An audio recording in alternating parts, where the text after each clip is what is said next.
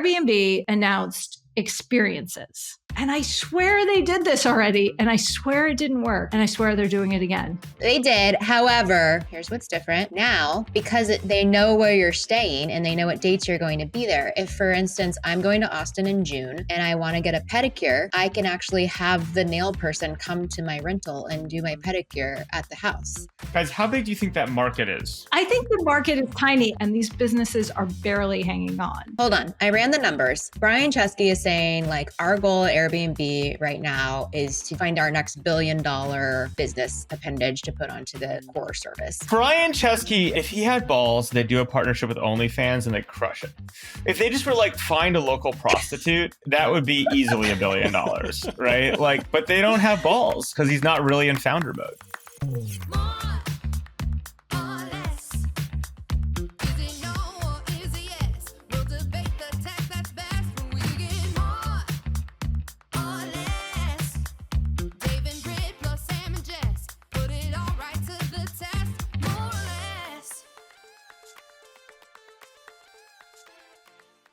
Well, hello, friends. Welcome to another episode of More or Less. Hey, guys. How's it going, everybody? Doing good. 99th episode. 99th episode. We've done 100 hours of talking about nothing. Good job, guys. Totally pointless. It's like Seinfeld. Sam, it looks like you're doing some internet shopping. What are you up to? No, I'm working on ASCII art. For what? I hate brokers who try to sell private placement stock between small funds and big funds. They're like literally the fucking bane of existence. They are super annoying. I'm just taking them out. I'm building a service we can use to like match seed funds with later stage funds for buying and selling private equities because I'm just completely fucking sick of these motherfuckers. I am actually vibe coding this because it's so fucking simple. But we are taping a podcast. You're gonna do both? Yeah, I can listen while you guys talk. While you guys do this, I'll just by the time we're done with this episode, I'll have this done. So okay, Sam is gonna vibe code. Well, it actually reminds me that the secondary markets must be really, really hot if this is frustrating for you guys. No, the problem is they should be, but like they're just like so broken because like there's no one making markets that make any sense in them because basically you have a bunch of these very dumb people who like try to retail these things and withhold they're just trying to basically make money on a market that really should be a liquid cheap market, and it makes everything bad. Yeah. And they use a lot of like FOMO attempts to try to get you to offer information. It's just, well, the biggest problem is they don't have the inventory they say they do. Like they like to claim they have all this access they don't have and these bids they don't have. And so these guys have crossed me one time too many, which means I'm just going to take away their business. Okay. Don't cross Sam. He may vibe code your competitor during a podcast. Well, I'm going to give it away to everyone. And no one's going to have this business. No one's going to have it anymore. That's why we can't have nice things. And why are they so annoying? Because they don't have the allocations they say they do? Well, because you think that they're trying to like be like, ooh, we have a buyer for blah, blah. But they don't really have a buyer. They have like some bullshit thing, but they're basically trying to make deals they can profit on in the middle. But like as a result, they like retail a bunch of stuff or make a bunch of claims that aren't real, and like it's completely crappy and like shitty. And it just doesn't have to be that way. This is the type of thing that should just be like, hey, there are trusted buyers, there are trusted sellers. We don't deal with these stupid tiny $1 million transactions. We do real blocks. We do people you want on your cap table. This is not complicated. So if you read the Sam Lesson 2025 State of the Union, it's like there are multiple markets, not one anymore. And there are certain pieces of like utility or market making infrastructure. It's not a business. It's just a thing. It's a bulletin board. It doesn't make sense that this is missing. Every time I get one of those emails, I wonder, what did we do wrong in the Valley? Well, it's just no one's focused on it, I think, honestly, Dave. But it's so important, right? Other than like, I guess 137 and a few of these funds that picked up on the secondary thing early, there's just like, it's strange that it's missing. I just don't think it historically has been that important. And so like no one's cared. And I think it's newly like becoming important. But like there are things, I had this in crypto too. I'm working on a few projects with some friends. We're like, we've talked about some of them, Dave, too, is like there's stuff that are not really businesses. They're just missing tools. They're like the utils. Remember like Windows utils, the little thing you click on, it had like 6 utilities in it that like, they're not really businesses. They're just like things that you need, right? And like people don't just build the things you need sometimes. So because I'm a pool house capitalist, I just built them myself. Wasn't second market supposed to be this? What happened there? But they're trying to make a business out of it, and they like, and like, then it's like shitty because they're like trying to withhold information and like do all this shit. You're like, no, guys, it's not complicated. How do you make sure you don't have the ruffians interfering with this? Oh, because I just control the list. The king ruffian controls the list, Jess. Do you think that will impede your liquidity or? No, I just like, I don't want to deal with non-serious people. So it's like if you basically say you're going to do a transaction and like then you ask for something, like a lot of these things will be like, well, we'll do a transaction, but we're really going to need to talk to the CEO and all the financials. You're like, well, then you can't possibly bid if you want to talk to the CEO and then you actually are not a serious bidder. Right. But these brokers try to pretend like they have the serious bid that's not a real bid because people are just fishing. So I'm just like, guys, if you cross me, you no more access to my market. Sorry. Like you're either playing or you're not playing. Like I'm done with this shit. So Sam's clearly pissed everybody, but here's a question though. Shouldn't a buyer of a secondary stock want to see financial projections? If they're bidding, they already have what they should already, that bid should imply that they already know what they want to buy and they have the information. You don't bid and then say, oh, but by the way, I really need to talk to the CEO. It's like, fuck you. Like, then how is that a serious bid? That's not a bid, right? If it's conditional because you don't know enough about the company to make a bid. Yes. Okay. But this is it. All these brokers, just know that like you should find new jobs now because we're done. Sam's coming for you. What is offline's posture towards the secondary market? Like, do you guys actively offload stuff in secondaries? You wouldn't use that word. I think every fund has to take it seriously, especially with the IPO crisis and M&A crisis, although we're seeing more. So that's something we can talk about today. But usually the offers, to Sam's point, are both terrible and maybe fake. And so they come across as spam unless you actually know real funds that do secondary and you know the people there and you've developed relationships with them. All of this other stuff I don't even respond to. I just think it's garbage. I mean, there's also this other thing though, which is getting out is as important as getting in investing. And most of the conversation in the Valley is about how to get in, how to do the investing. And with, I don't know what it is, at like 2,000 seed funds now, the conversation about liquidity and how do you actually get out at the right time, it's like a super important part of the job, right? But that doesn't get talked about as much. And that's why Sam's bringing it up, because it's something that sophisticated operators, particularly at seed, do think about. And in the context of, Sam, your treatise on the venture capital industry, because the industry is largely broken and bifurcating across a lot of different businesses, it becomes even more important to know where is your liquidity pathway. And this is one of them. Well, I also think in general, the way to think about it is if you're a seed fund or really any fund, you get to learn buying much faster than you get to learn selling because you buy hundreds of things and you only sell a few, right? And so if you've been doing it for a few years, you might get really good at buying, right? Because like that's the thing you get a lot of reps on.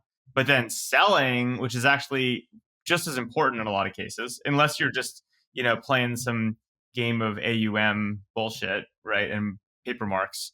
You just like, it takes longer. It takes years to even have exposure to it usually. And then it takes much longer to get good at it, right? And so, I mean, it's slow. Like we've now sold at all stages in public markets. We've sold private positions. We've sold a lot of fucking crypto over the years.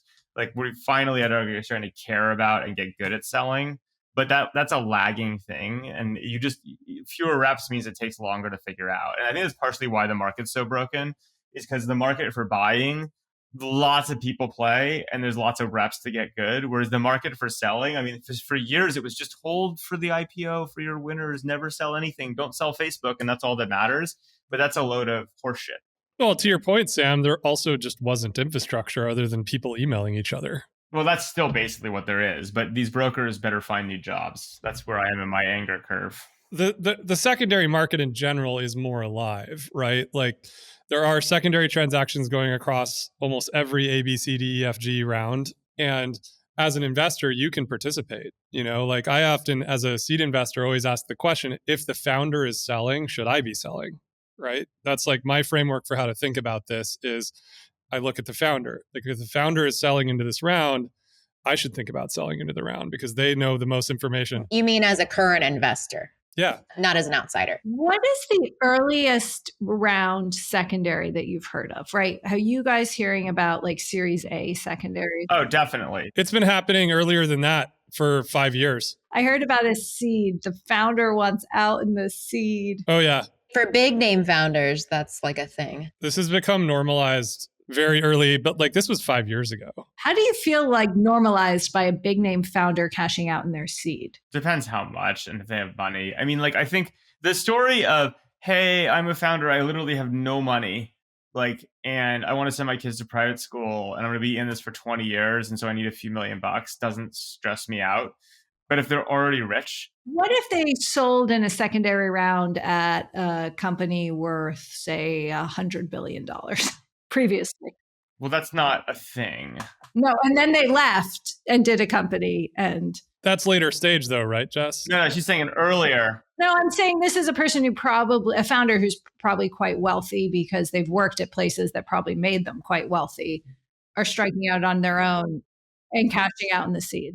Or not cashing out entirely, maybe. Look, people have different needs. They might have spent it all. They might have, The question to run, which I think will take years to figure out, is what is the history of companies where the founders cashed out meaningfully early? Do any of them succeed?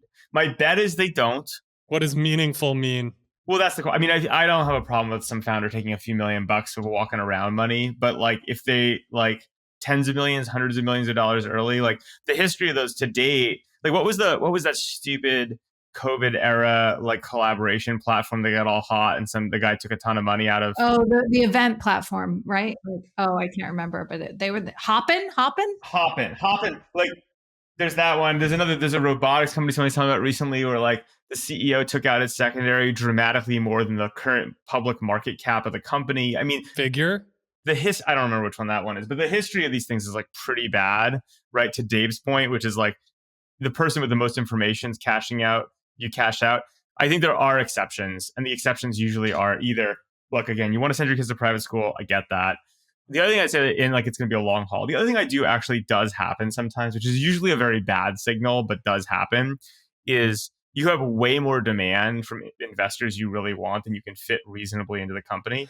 That's the best possible secondary scenario. Even that is a pretty negative signal. I mean, why is that a negative signal? You've got more demand for your shares than you have shares. Because it means that you don't know what to do with all the money, and it means you like probably are getting over. Like I'll give you an example. You know what this happened to me a bajillion years ago? Was I was the first investor ever in Birchbox. Right, they started in my office like in their first shares. We packed the first Birch boxes. We literally did. I gave Haley her first check. She worked next to the trash next to my office because it was the cheapest desk. I remember I walked into your office and then I saw Haley sitting there and I think I gave her the second check. And in that one, Haley called me. And again, Haley's a very close friend. Company was a pioneer in so many ways. And they were doing the big round and some hedge fund wanted to put in more money. And she's like, Sam, I know you're like, surely been there from the beginning. Like as a favor, will you sell these guys some of your shares? Because they want more and we want them to have more, but it doesn't fit on the cap table. And I thought I was being smart. I said, look, Haley, like I don't want to sell all because I really believe in you. I want to be there with you, but I'll sell them some.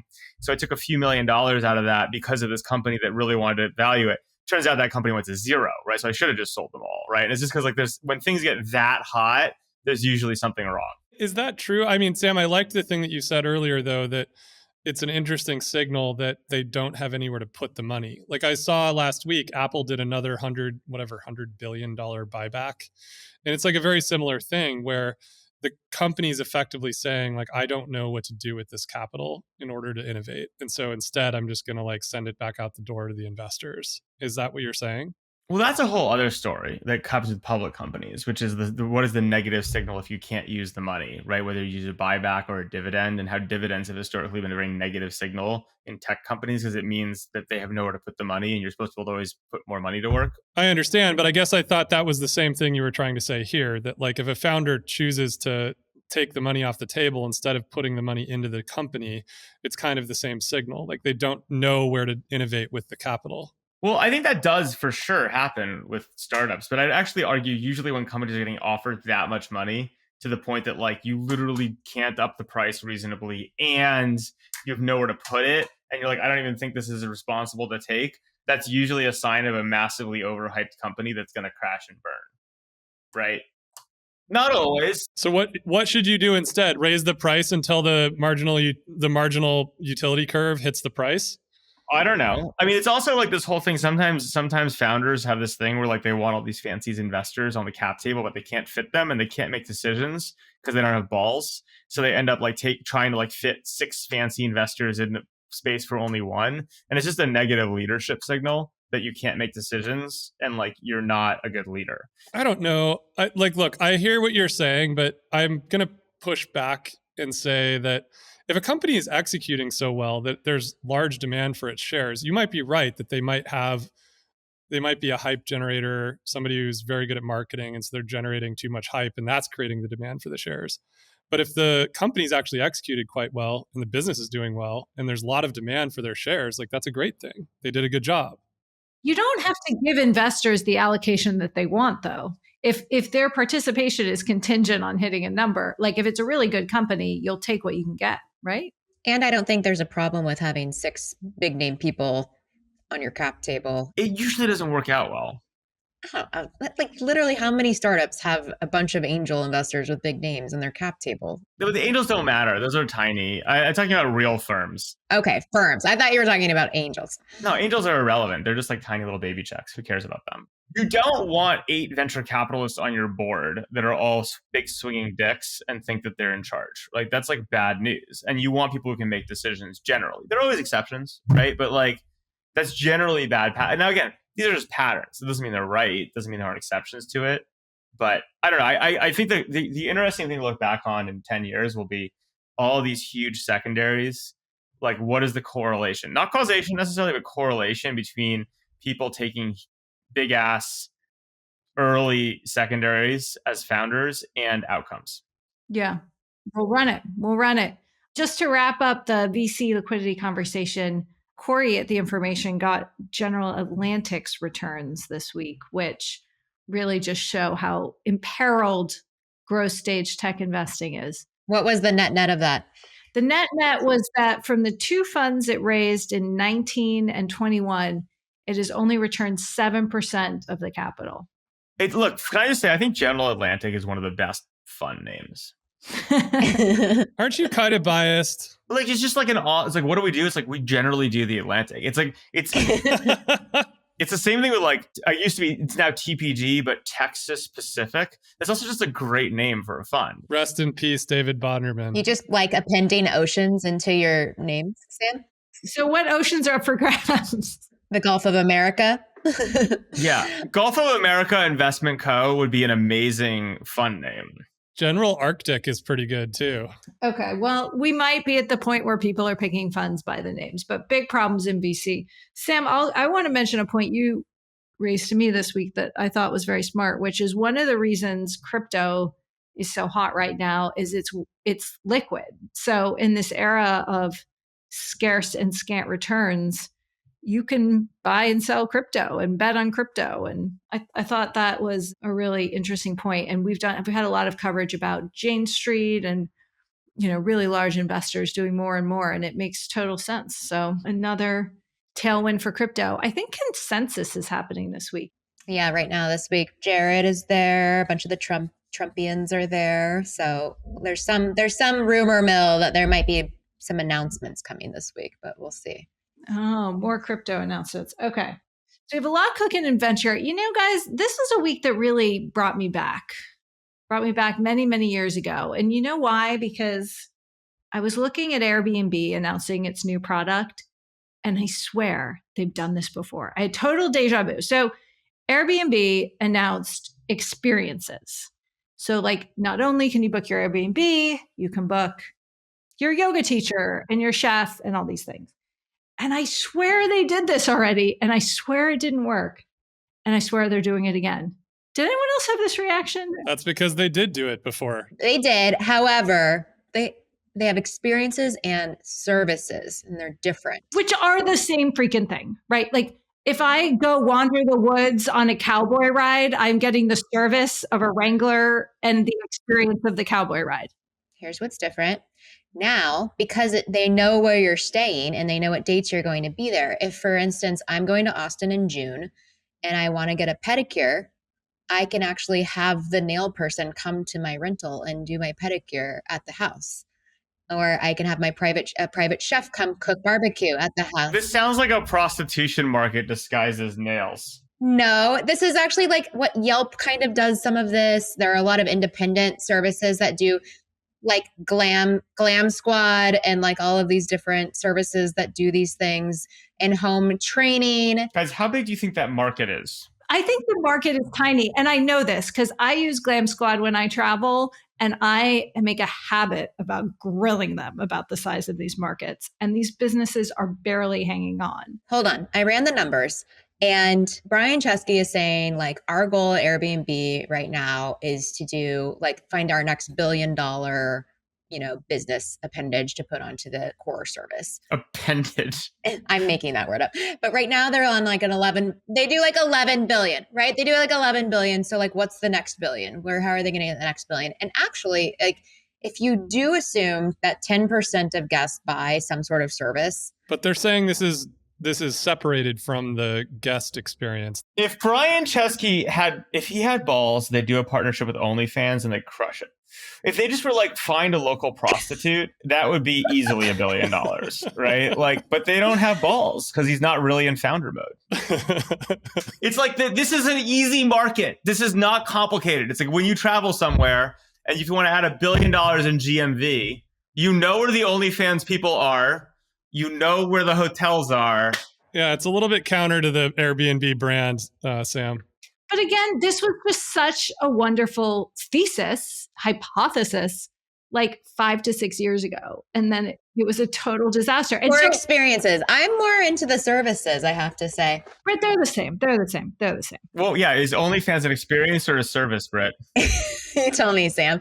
I don't use it. I actually agree with Jess very fundamentally here, which is like, it is a great first principles idea, right? Like if you're sitting around in Silicon Valley being like, how does the future work, and independent contractors and small businesses and brands, and you're like, oh yeah, obviously like liquid marketplace for all the services. Like it makes total sense. When they launched it, I was excited.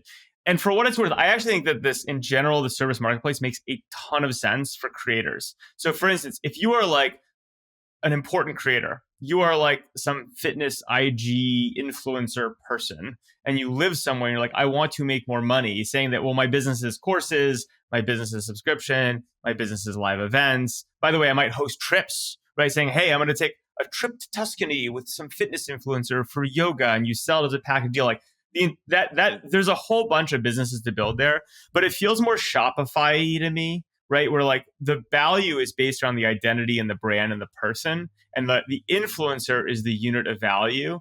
It's not like a cleared marketplace where like it's kind of like, I don't care what the fitness person is, just give me a fitness person in Austin, right? Like, so I think that's like the big challenge when you get into the details here is like, it's not actually, Airbnb is like, I need bed.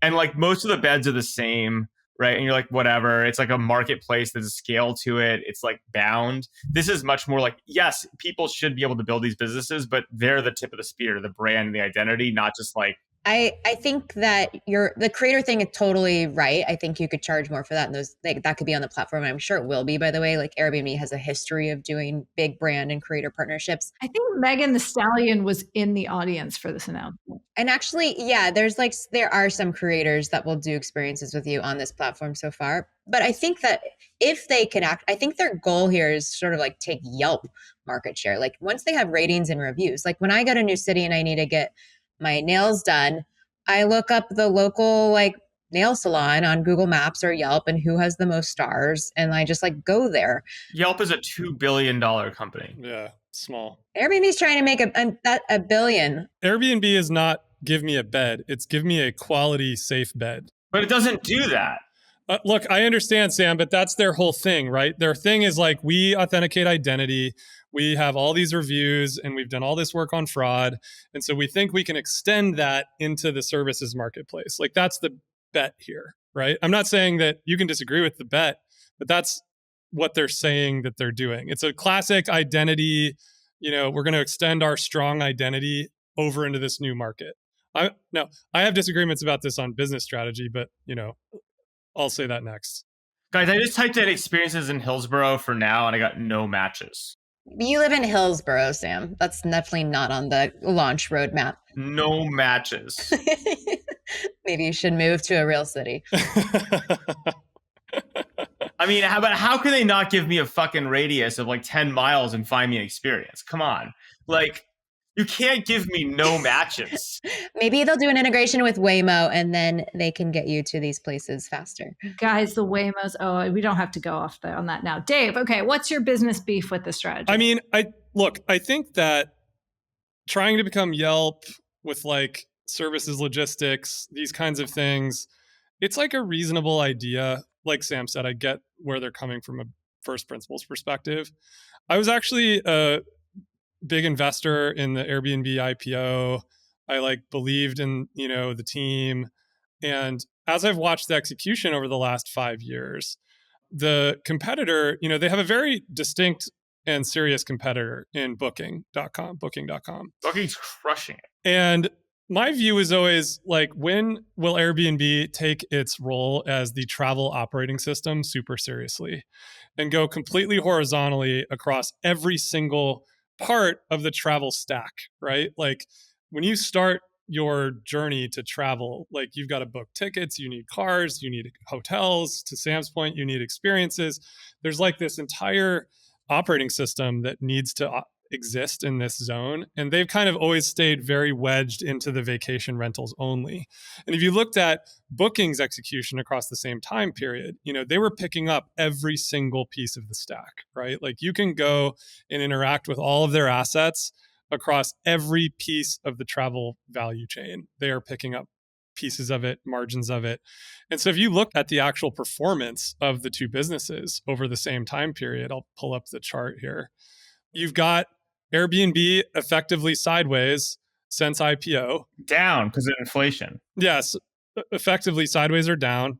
And Booking is up close to 300%. And, this is I think it's just a really brass tacks way to look at, if Airbnb were to have taken their role in the ecosystem seriously and the trust that they developed with their customer and expanded to include a greater share of that customer's travel OS or whatever you want to call it, like, their business could have looked like this, and they might have been, 2, maybe 3x the size today that they are. I think they're around 80 billion. And Booking is also, from accommodation standpoint, hotels, resorts, right? Yeah, that's what I'm saying. I mean, you can book across the whole value chain, right? From the minute you want a ticket to where you're staying, whether that's a hotel or something else, to, cruises. I mean, if you look across the entire travel ecosystem, they control something in every part of the value chain. And so to me, that was always the obvious, simple business strategy 101 play for Airbnb, but they chose not to do that.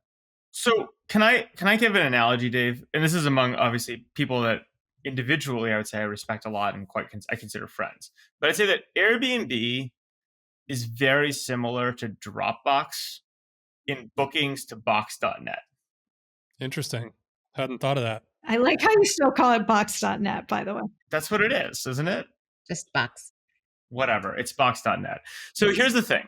It's like Airbnb and Dropbox were the cool kid YC companies that had like super strong opinions about what they were, right? Dropbox, if you think about it, Dropbox was like the consumer first, great experience, future, whatever, right? Of like files, right? And Airbnb was this like new way to think about the experience, travel and experiences. And like, it turns out that like on a relative basis, what's really played out? Box.net, Dropbox has not become what people thought it would become. Doesn't mean it's a bad company. It's actually prints money, but it's like, right? Box.net, which people thought was a complete fucking zero because it was not the cool kids, has done well because Aaron Levy, just for whatever reason, actually likes selling shitty stuff to big enterprises, right? And so like he basically did the hard business of just selling enterprise schmatza. And was a smart business strategist, Sam. I mean, he used that sales process to uncover every product he needed to sell. It's just here's the thing. It's not cool kid technology. It's not a cool kid company. They just do the sales, right? And like they just turn the crank. I think it's the same thing with Booking and Airbnb, where like Airbnb has this brand of like this high design, the experience of staying with the cool kid, the photography, the whatever. And like, first of all, my beef with them is like I hate staying in Airbnbs. Like I'd much rather stay in hotels. They're always the worst. But like that point aside, like bookings is just like, you know what people want? They want beds, right? And like we're just gonna like we're less opinionated about what the product is and like our high-minded, this is the aura we have, and we're just like, well, what do the customers want? We don't care about being cool. We're just gonna deliver that, right? And so I think Box and like bookings have that similar vibe to them, to the YC kids. Box is still way smaller than Dropbox by revenue. No, I understand. This is a relative analogy. And their stocks actually follow exactly the same pattern. I'm just saying, but by all, if you unwound to IPOs, everyone's like Box.net is a zero, and like Dropbox is a huge important company, right? And like that is not how it's played out.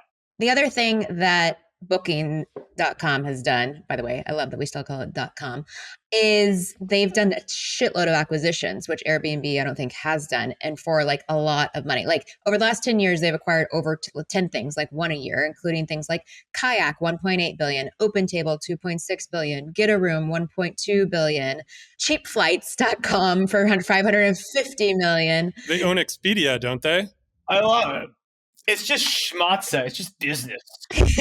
Like, remember, what was the last thing Airbnb did? They did Hotel Tonight at one point. But you know, they were thinking of launching an airline. We read that story. They decided not to do it. Dave, that would have been, I mean, it just has to be said. This is like what happens when you like idealize Johnny Ive. You make decisions based on, you know, Brian is a wonderfully creative person. Sam Altman called him today on X the original auteur founder, which I don't think is a compliment. He probably thinks it's a compliment, but I would not consider that a compliment. I thought auteur meant like fashion design, like the high fashion design. Any artist or creator who maintains strict control over their work and brings a unique, recognizable style. I mean, he certainly does that. He does that. He's great at that. It does that. I'm not sure that's what I want to back in a CEO of a public company, but he does that. But if you want to have a great conversation about material design, he's your guy. I mean, I guess just to simplify it, Booking is utility first and Airbnb is like brand design first. Is that? Booking is customer first. They're just like, what do the customers want? The customers want a fucking bed and like these services. Well, Dave, you guys are the Apple experts on this. But like, I think this is what happened when you have a generation that sort of took the wrong lessons from like the rise of Apple too. And I'm not saying design isn't important. Design is important. I'll say it. Design is not important. No, I think it is important. And I think it's more and less important in certain categories. But like, it really doesn't matter how polished your keynote is. If you're polishing off a rock you kicked 2 years ago, right? Or 5 years ago. Do you want to see my polished rocks? I've got some rocks. No, but I did tee that up for you really nicely. Design matter. Jess, you already said it. Design matters immensely in certain contexts, right? Like in the case of Apple, at the time, computers, like design as a strategy for Apple really mattered because it turned out you needed to be deeply human-centric in understanding how humans use computers and how you can unlock the ability for humans to use computers better, right? Like a lot of what was going on in the 80s with Apple was like, you know, how do you create a human interface with, you know, not just the keyboard, oh, we need a mouse. And then once you're interacting with the actual software, like we want it to be more than a blinking cursor that, you know, just writes out a bunch of text, right? So there was this enormous design challenge in making it usable to people, right? And so design was an really important part of the business strategy to make the computer more sellable to people. And by the way, design was not also what made Apple Apple. It was also the operational efficiency and the Tim Cooks and the supply chains and all these other things that people overlook. And let's not remember that you know what the winner of the AI wars are right now? It's the company that's just a fucking text box. But they're also doing a great job with design. What, the text design? Guys, if I cannot go down the road of you guys glorifying the design box in ChatGPT right now, right? Like it's a box. The whole point is that it's just a box. It's what people want. It's a box. You put the things in the box. It gives you JSON. I think that's going to have to evolve though. Like this is so primitive. I don't know. I mean, it turns out so far, actually, the best design is no design. And you can argue that's design. Your Miata would not exist were it not for a million design decisions that produced that car. Don't bring the Miata into this. That's a different category. I'm just saying, if Japanese level design did not exist, your Miata would not be as fun as it is. Look, we can wrap this by saying I am a happy Airbnb customer. I'm not rooting against them, but I am perplexed. I'm not, because honestly, I'll be honest. It's exactly the type of thing that 10 years ago I would have gotten super fucking excited about, right? And like I would want to build. I'd be like, yes, of course, the future of humans, small business, marketplace, like it has all the words I like, right? Like all the words I like are packed into this. And like, so you're like, of course I want this to work. But then Sam of 2025 is like, yeah, but business, right? And like, that's where I'm like, I don't see it, right? Unless they want to do the OnlyFans team up, which I think would crush. What if they acquired Yelp? Would that be relevant? No, Britt, I love that you love Yelp. Yelp is not a booming business. There maybe is something there worth acquiring, though. In the era of ChatGPT, where it's all scraped, it's like Yelp would happily sell. Honestly, Yelp will go down in history as the antagonist against Google in antitrust land. I think that might be. And I do I occasionally find the product in search, but you have to work pretty hard though. Yeah. Okay. So that was the news of the week. The other news it's a little bit old now, but right after we taped last week, we got the news that Fiji of Instacart CEO, is going to be joining OpenAI as the CEO of OpenAI Applications. Does that mean ChatGPT, like literally the user-centric, customer-centric applications? I didn't totally understand what it meant. You would be right to be confused because most companies don't have a CEO of applications, but they sometimes have a head of applications.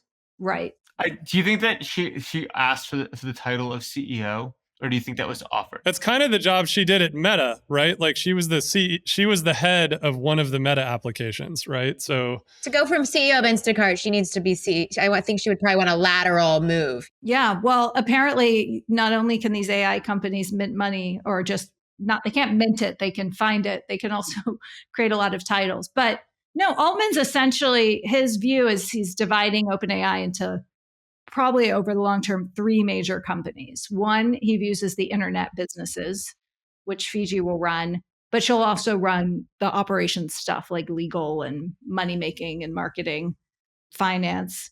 He will be running the research org.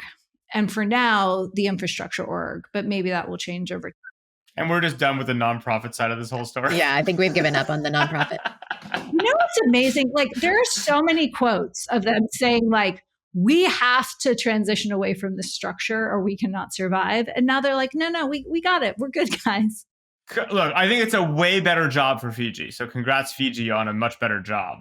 Yeah, the Instacart business is a tough one. Tough business. So we'll see. But I'm curious. I think this is only the beginning of their CEO hiring. I will say, little nod to gender, but like it's cool to see not only Fiji there in that role, but also like there's like a lot of women executives at OpenAI. Yes, Sarah Fryer is the CFO, was also CEO of a public company. Yeah, there's a lot of cool women over there. And I think, and like young and just like modern thinking. And when you compare it to something like Google or Apple, it's very different.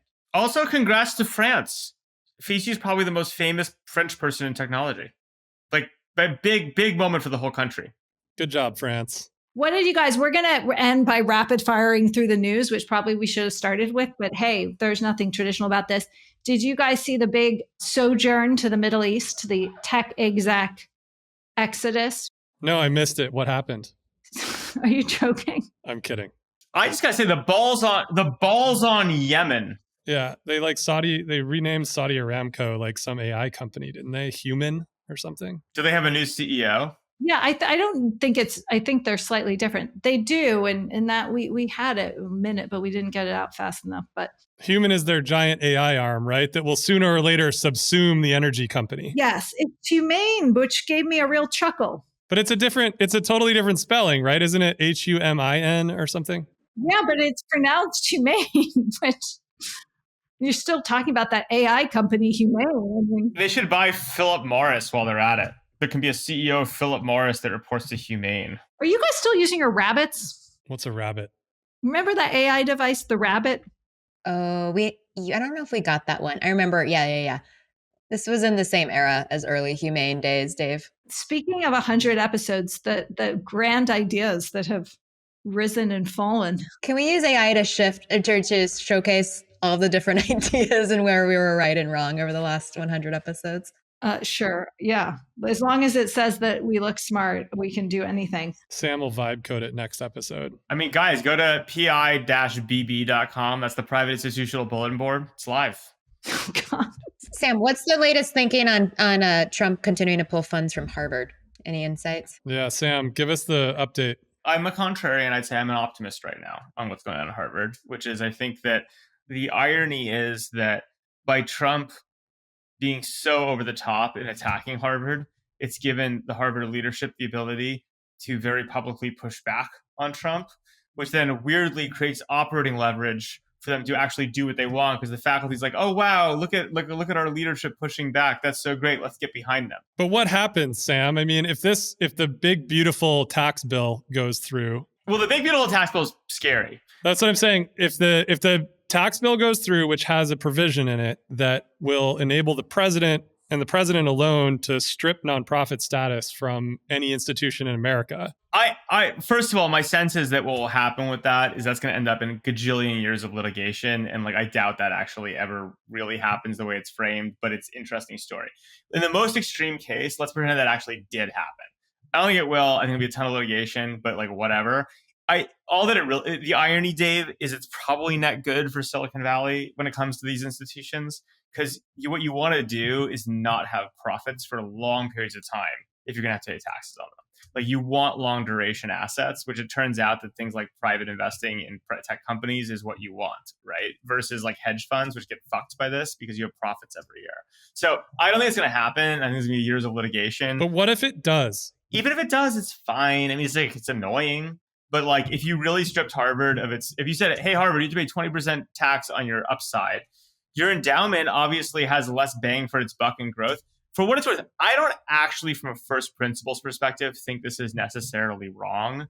Not just broadly. If you said really from first principles, why should a bunch of quote unquote nonprofits, which by definition have weaker missions, weaker leadership in all sorts of ways, versus for-profits? I don't think nonprofits would agree that by definition they're weaker, but yeah. My personal view would be that the governance of nonprofits broadly sucks. There are exceptions. It broadly sucks. And two, without a clear true north profit motive and triple and quadruple bottom lines, they're usually very confused in how they deploy dollars. So you have churches that are nonprofit, all sorts of crazy stuff that goes on in the nonprofit world. And through a quirk of history, we let them compound at twice the speed of everyone else, right? Because they don't have to pay taxes. Now, from a first principles perspective, forget applications. Do you want those types of institutions getting to compound twice as fast? That means that over time, nonprofits will eat the entire capital stack of America in periods of prosperity. That doesn't sound right to me, right? So if you really want to redress this from first principles, now that's not practically what's going on. What's practically going on is much more political. It's in the weeds. It's not let's redress the real situation here. It's much more vindictive. And I don't think that'll end up playing out when you play it out. I think it's great headlines. I don't think it plays out that way. But let's pretend it really did happen. Even in the case of big ones like Harvard, it's annoying. You don't get to grow as quickly. The endowment, it makes it harder for donors to justify investing. And it does change what you invest in, because you're going to want to not have profits, right? So that you can compound without taking profits continuously. Like there's like a strategy shift, but it's not fully existential. It's just annoying. I hope you're right that this isn't more cataclysmic in terms of the future of research and other things. But look, I think Harvard, maybe, when we were at Harvard, you got hot breakfast. That was the best. You could like literally have an omelet bar every morning. That's already gone. This doesn't help the cause, Sam. Maybe not only hot breakfast goes away, maybe it's only like one cereal. One cereal and some salad. I refuse to associate with Harvard if they get rid of the Froyo machines. Well, again, Jess, I love the Froyo machines too, but in a world of 20% taxation, you might not have Froyo with every meal. And I think that's actually okay. How would I survive? This was really... Froyo is such an important part of the American college experience. It's carried through to Sam's pool house. He cares that much. The problem is that we do not have enough foot traffic to justify the soft serve machine. And not enough people stopping by. And as a result, it is difficult to have an industrial soft serve machine at home, unfortunately. But if you are in need of one, come on over. And if we have enough people... Guys, I'm excited. I'm going to a tech CEO and director summit. Jess, does that mean like board of directors? Yeah. No, board members and CEOs and me. What could go wrong? I'm also happy, all these things are super secretive, but we need to stay on the conference report because it's very important to, really assess these things. But it's a busy time. And then I'm hosting my annual conference that's sort of journalism related next week, which I'm very excited about. And we're going to Jackson, but guys, it's going to be like 50 degrees. That's cold. Not the season for Jackson right now. Oh, wait, is your conference in Jackson? Yeah, of course. Oh, nice. Smart. I like to take these editors on horseback riding trails and important American tradition. Things that scare them. Cosplay Yellowstone TV show. Yes, count me in. That is my dream. Okay, listeners. Well, it's another busy week. Thank you for being with us. Some of us will be back here next week for another episode of More or Less. It's just going to be a straight Dave v. Sam. It's going to be fun. Yeah, it's going to be awesome. Guys, I would suggest a guest or two. I'd suggest a guest or two. I mean, you do you. Let's get Fiji on. Good luck with that. If not, we'll get someone off of Airbnb Experiences to play Fiji. Oh my God. If Airbnb Experiences had actors you could hire to play roles, I'd buy that. I've always wanted a service called Uncle Moneybags. And the idea is you'd pay $10,000 a year and this person would be inserted to your life that was a hilarious character. You go a charity benefit. Who am I sitting next to? He's oh my God, it's Uncle Moneybags. And he's just a hilarious character that's an actor that makes your life spicier. I'm so glad that our listeners and viewers get this information about what goes on in your head all the time. If you could just the scalable business for Airbnb is if they just had a tab which was actors, and you could put in the type of actor you wanted that would just come and liven up your experience at the Airbnb, right? Playing a character that you could invent. People use television for this, just saying, the characters that entertain yourself are... No, I want live interactive experiences. I just want, if you jugglers and tumblers and actors, and I can be I can assemble at my Airbnb a private show. This is getting really creepy, Sam. I'm not sure how this is. Yeah, I think we passed normal a long time ago. If there was a tab app that said jugglers, and it was just I need a juggler in Hillsborough, that would crush, on demand. Okay. Well, Sam, I have a feeling you're going to get on your computer and vibe code your way to this product now. No, I don't have the distribution. I need Brian Chesky's and his distribution of fake hotels in order to have my jugglers work. Okay. Well, maybe you're proving the thesis. To everyone out there, thank you for listening. Actually, thank you, especially today, especially with this Coda, if you made it here. And we'll see you, some of us, next week for another episode. Bye-bye. Bye. See you guys later. Bye. If you enjoyed this show, please leave us a virtual high five by rating it and reviewing it on Apple Podcasts, Spotify, YouTube, or wherever you get your podcasts. Find more information about each episode in the show notes and follow us on social media by searching for @MoreOrLess, @DaveMorin, @Lesson, @JLesson, and as for me, I'm @Brit. See you guys next time.